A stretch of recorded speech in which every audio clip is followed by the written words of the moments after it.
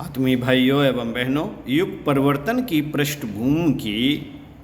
पृष्ठभूमि और रूपरेखा। विचार क्रांति के उपयुक्त साहित्य पढ़कर सुना रहे थे आपको। इसी क्रम में पृष्ठ 25 से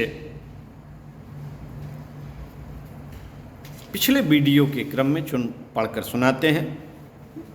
साथियों, छोटी छोटी सहकारी समितियां, प्राइवेट, लिमिटेड तथा व्यक्तिगत फर्म लाखों के बारे न्यारे करती हैं। 14 भाषाओं के लिए ऐसे 100 फर्म भी उठ खड़ी हों तो समय की एक अत्यंत महत्वपूर्ण मांग पूरी की जा सकती है। आज विक्रेता को जो आसानी से मिलता है वह बेचता है। ग्राहक जो मांगते हुए आता है वह रखता है। कल जबकि युग साहित्य भी उपयुक्त मूल्य और सज्जा में मिलेगा तो उसे भी विक्रेता अपने यहाँ रखेंगे और बेचेंगे विज्ञापनबाजी से आकर्षण उत्पन्न करके। जब नशीले पदार्थ और बेशर पैर की दवाओं को खपाया जा सकता है तो कोई कारण नहीं कि युग साहित्य खरीदने की उत्तेजना जनसाधारण में पैदा न की जा सके। दुकानें लेकर बैठने वाले विक्रेताओं का अपना महत्व है। पुरानों का सहयोग लिया जा सकता है और नए उत्पन्न किए जा सकते हैं। इसके अतिरिक्त एक बहुत बड़ा कार्य इस क्षेत्र में यह होना चाहिए कि चल पुस्तकालयों की एक विशेष श्रृंखला खड़ी की जाए। छोटी बड़ी चलती फिरती गाड़ियां इस प्रयोजन के लिए बन सकती हैं।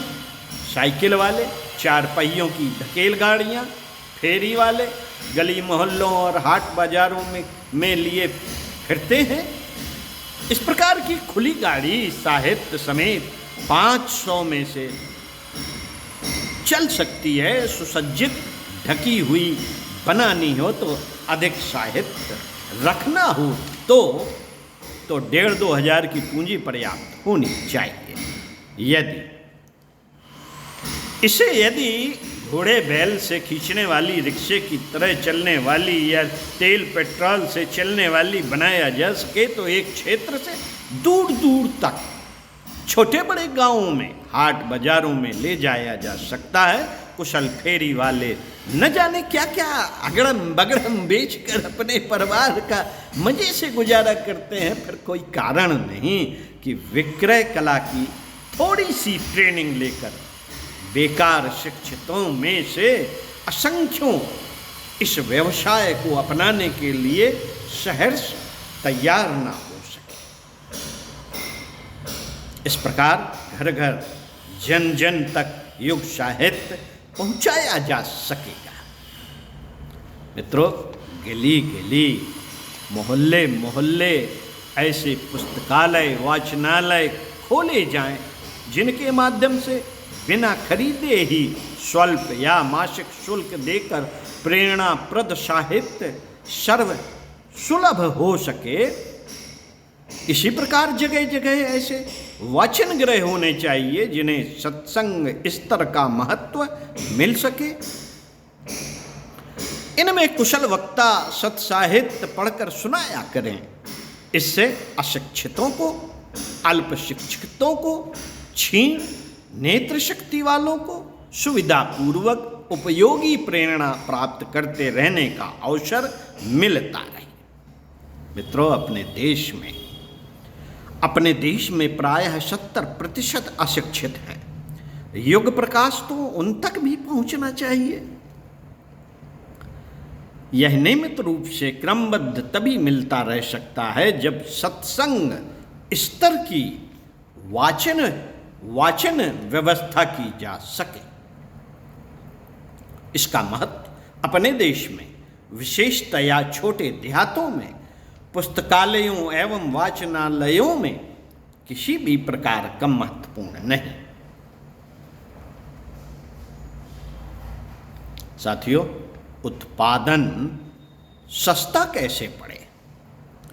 उसकी कलेवर सज्जा कैसे सुरुचिपूर्ण बने, पृष्ठ संख्या एवं मूल्य निश्चित करने के संबंध में नीति क्या रहे, प्रकाशन और विक्रय संस्थानों के बीच तालमेल किस प्रकार बैठे, शिक्षितों को उसे पढ़ाने के लिए उत्तेजना देने वाला प्रचार विज्ञापन कैसे हो, मुद्रण तंत्र किस स्तर का हो, पूंजी कैसे जुटाई जाए, व्यवस्था का ढांचा किस प्रकार खड़ा किया जाए, लेखन के लिए किसी एक प्रखर मार्गदर्शन में उपयुक्त प्रतिभाओं से क्या लिखाया जाए, लेखन के लिए आवश्यक सामग्री कहाँ से जुटाई जाए, जैसे अनेकों प्रश्न हैं जो सत साहित्य प्रकाशन का ढांचा खड़ा करते समय सामने होंगे। इनके उत्तर पूर्ण निश्चित नहीं हो सकते। परिस्थितियों और साधनों को ध्यान में रखते हुए इस विषय के अनुभवियों के परामर्श से ही वैसा कुछ निर्धारण संभव हो सकेगा। अस्तु उन बारीकियों में यहाँ उतरने की आवश्यकता नहीं समझी गई। आज तो आवश्यकता इस बात की है कि बड़े या छोटे पैमाने पर ऐसे प्रकाशन तंत्र खड़े किए जाएं जो लेखन से लेकर विक्रय तक की समस्त समस्याओं को ध्यान में रखते हुए अपनी गतिविधियों को किसी प्रकार आरंभ एवं अग्रसर कर सके। छोटे आरंभ भी भविष्य में चिंगारी से ज्वाला का रूप धारण कर सकते हैं। जिनके मस्तिष्क इस दिशा से काम करते हैं, जिनके पास इस दिशा में सहायक सिद्ध होने वाले अनुभव एवं साधन हों, उनसे कुछ ऐसा करने का अनुरोध किया जाना चाहिए कि युग की इस महती आवश्यकता को पूरा करने के लिए उत्साह भरी गतिविधियों का शुभारंभ, सूत्र संचालन संभव हो सके। साथियों, आगे लोक रंजन और लोक मंगल का समन्वय इसी पुस्तक से आपको पढ़कर सुनाएंगे अगले वीडियो में। ओम शांति।